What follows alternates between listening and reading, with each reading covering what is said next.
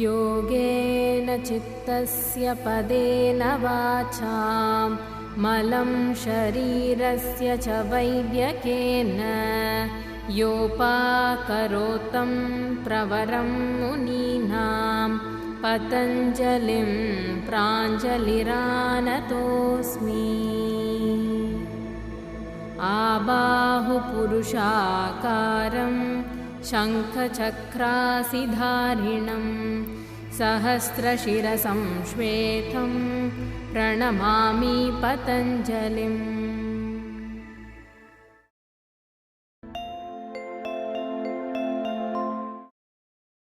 I would now like to give you an introduction about Iyengar Yoga. Like all forms or all systems of yoga that are practiced, Iyengar Yoga also follows the Ashtanga Yoga premise.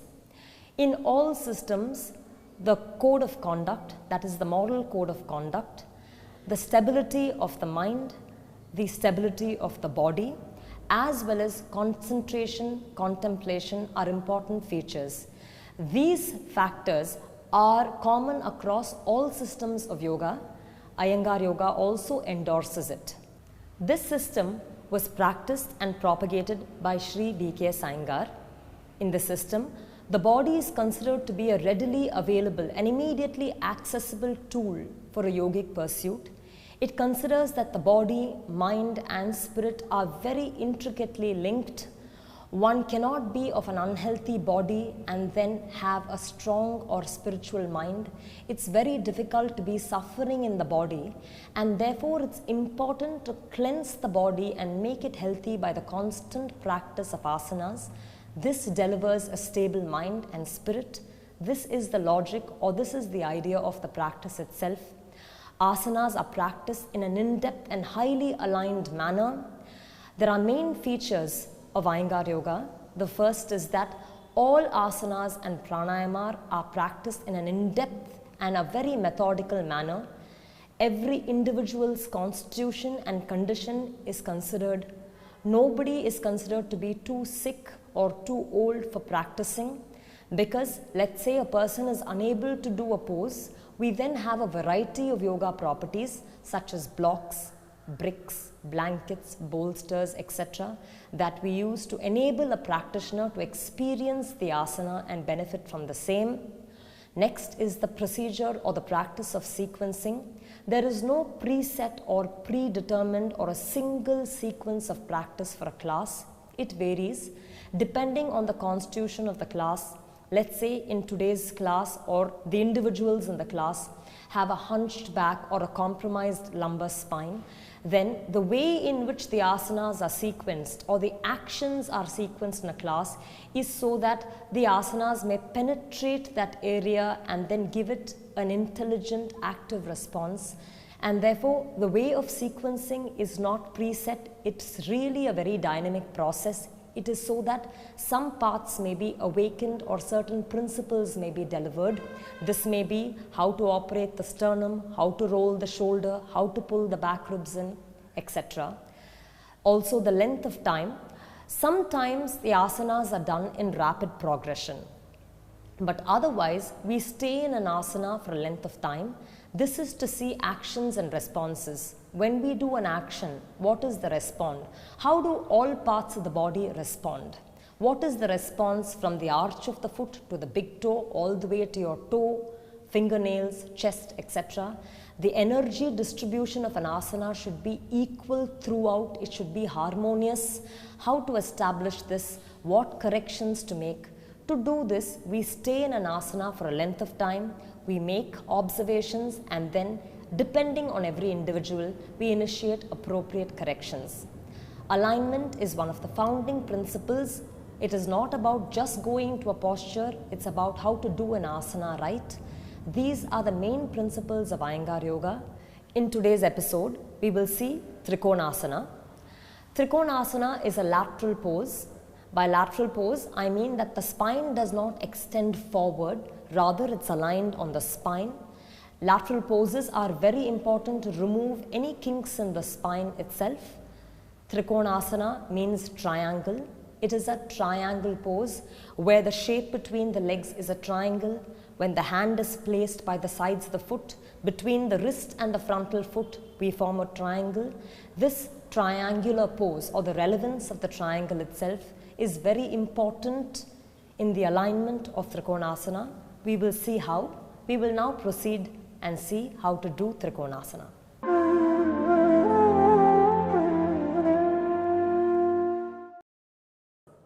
To do Trikonasana, we first start with standing in Tadasana with the knees and thighs back, weight going back, the thigh weight should be going back.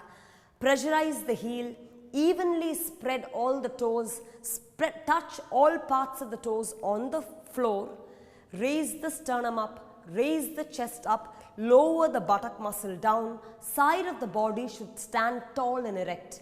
From there, you take your hands in front of your chest, jump open your leg apart, raising your hand up like Urdhva Hastasana and to the side like Vimanasana.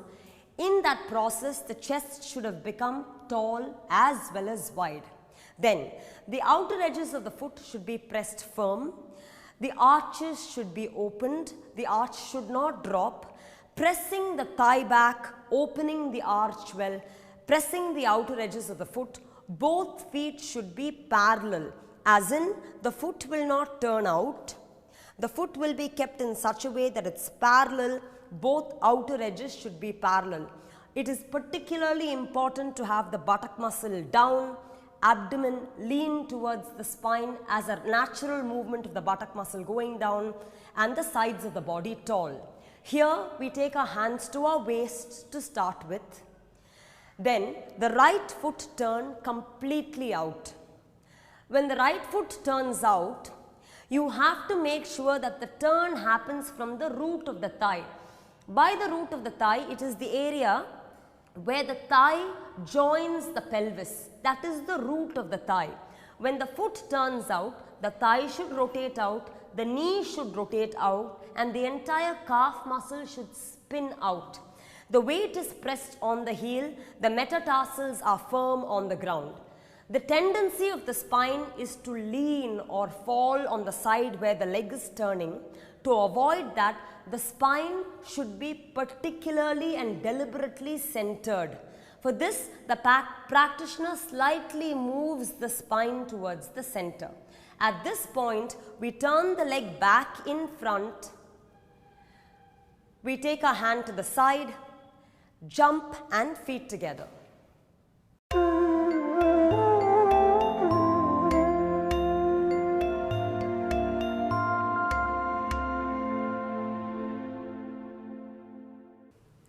Now we'll be moving to Trikonasana. Standing in Tadasana, taking your hands in front of your chest, you jump to Uttirahasta Padasana with your legs apart. Keeping your hands spread wide first, raise the chest, roll the shoulders back, and then get your arms to your waist. As your arms are on your waist, your elbows will be slightly backward so that the back ribs come in and the chest lifts up, and so that the shoulders can roll back. With that, we turn our right foot out completely, lift the chest up, and then now keeping the left arm on the waist, we take our right hand up to Urdhva Hastasana. As the right arm goes up, the right side of the body from the outer hip to the outer armpit via the floating rib. The floating rib are the last two ribs in the rib cage. This is an important junction. It's important to have the floating rib lifted and prominently out. So the hands would go slightly more to the left side.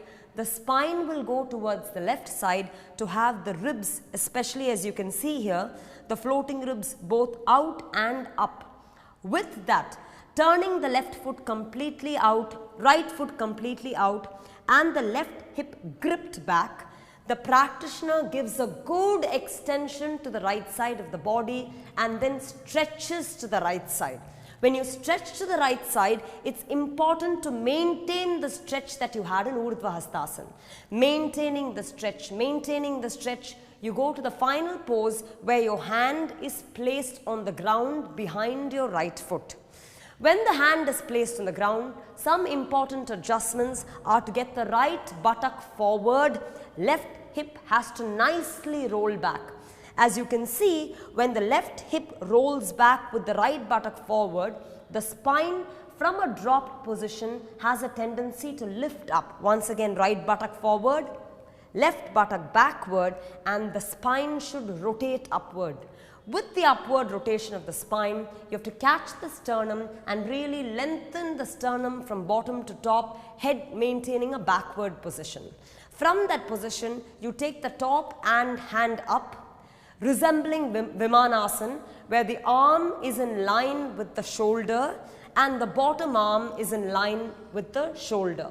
From this position, as if you were pulled onto the top arm, you have to come up back in Parshva Hastapadasana, taking your hand on your waist, rotating your foot back in and jumping feet together.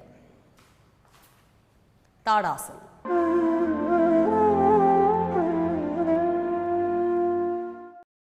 We'll first be showing Trikonasana on the left side the way a beginner would normally do. You keep your hands in front of your chest, jump, open your legs apart, turn your right, in this case left foot out to Parshva Hastapadasana. You take your left hand up, and then when you quickly go down to Trikonasana, you feel and you notice, firstly, there is a fall of the spine down. That is, compared to the right side, left side of the chest being up, here the spine falls down. That is one thing that is pertinent to note. The next is the top side of the body has a great length. Even if we measure in terms of spans, the top side of the body is almost 3 spans, whereas we see that the bottom side of the body has hardly any length. It's hardly coming to around 2 spans. So there is a stretch on top which is not accomplished on the lower side. To correct it, we can actually look at progressing in various levels using props in Trikonasana. So we come back up, turn your foot in, jump, feet together. Now we proceed showing the variations on the right side. Keeping your hand in front of your chest, jump, open your legs apart. The width of the leg must be established. We turn your right foot out completely from the root of the thigh, keeping the left hip steadily back, left thigh gripping back. With that, we open our chest, making sure the sternum and spine is both tall and wide. Then taking the right hand up, the right hand must go up to such a position where the palm or the upper arm travels towards the left side, the arm really pulling the spine to the left side. When that happens, the right side of the body, the side that goes down, as we know, has a tendency to shrink. Here we already try and establish a quality by which the right side of the body remains tall. We have to try and remove that obstacle where the right side of the body can shrink. From here, we move only to the level of the chair where you extend your arm, maintain the extension, and then take the palm on the chair. Here, though the arm goes down, the top hand comes on the waist. Though the arm goes down, the body should be lifting up. As you saw that side, the body bends down. Here the body should be lifting up. At the chest you roll up, at the rib cage you roll up, at the abdomen you roll up, and at the hip too you roll back. Maintaining the upwardliness of the spine, you really have to pull the longest possible length. So here you see on the top side, while we have the same around 2.5–3 spans, when we come to the bottom side, we have built approximately the same length on both sides of the body without compromising one side. Gripping this length, maintaining the symmetry and alignment, you lower your hand then to the next lower level to the brick, Gradually, over a period of few months, you should not go progress immediately. You gradually grow over a few months, and as you do that, once again you try and pull a length on the lower side of the body that's the same as the top side, lifting the spine up at the chest, at the ribs, at the abdomen, and clipping, nicely gripping the left hip back. This should be a precursor to the final position where the hand is taken completely down on the floor as in traditional classical Trikonasana, where the palm is down. We press the palm and really raise the sides of the body forward. From the floating rib, you have to lift the chest up, and from the floating rib, you have to cut the back of the right buttock back. So you have to stretch the buttock back and pull the spine up both at the same time. Compared to what happened initially, you see on the right side, you have the same length that you have now built on the bottom side. It comes to an equal distribution. This symmetry is particularly important. Then you take your top arm up, pushing the down palm, you rotate the entire spine up, crisply lift a good length at the spine, and then pull yourself to the top hand, turning your foot in, jump, feet together, Tadasana.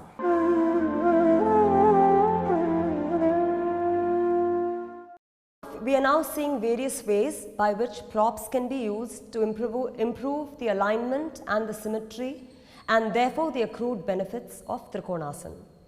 I am standing with my legs apart, but this time against a wall.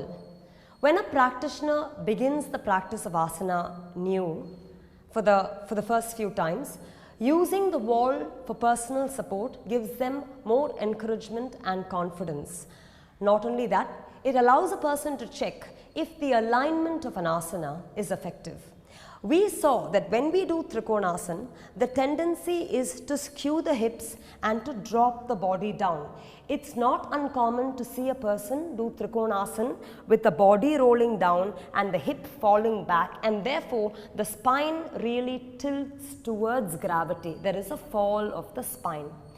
To correct that in Trikonasana, when we have a flat even surface like a wall, you can see a way by which you can pull in the buttock on the bending side away from the ball and roll the opposite buttock towards the wall, therefore lifting the spine, keeping the entire body parallel to the face of the wall. When you do that, the tendency that you have to slouch can be reversed by drawing the spine up, horizontally aligning the pelvis, vertically aligning the spine, and horizontally settling the whole body on a spine that is both powerful and aligned. When you come back, you can come back again using the support of the wall before you turn your leg and do it on the opposite side.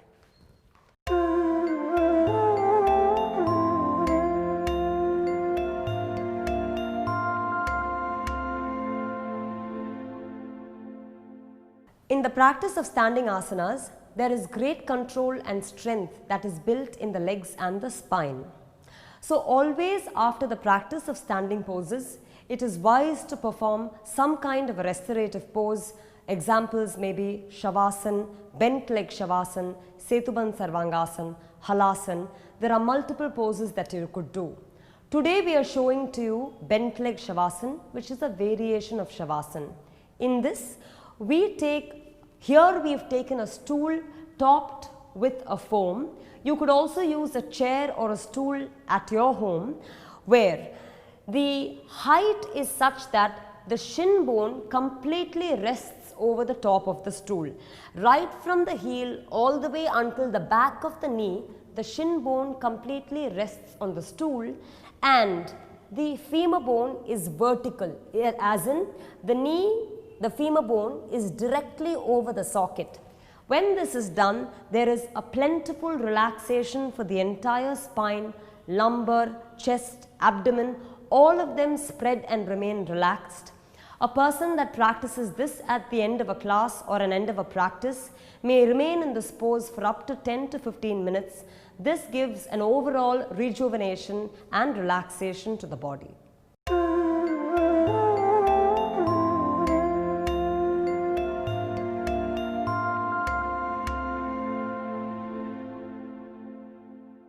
We now saw how to do Trikonasana, both the classical way as well as using props.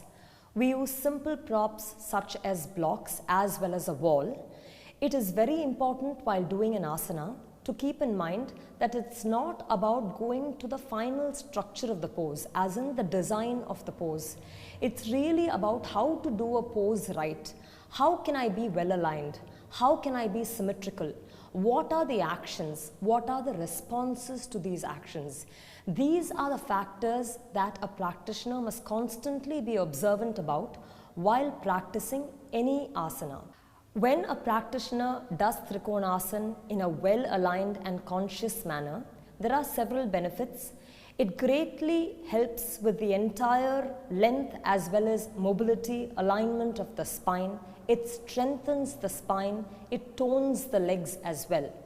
As far as the spine is concerned, starting from the tailbone all the way to the cervical neck, it has plenty benefits. The tailbone as well as hip are well engaged, well opened, and therefore problems with the hip as well as the tailbone, that is the lower pelvis, is well addressed.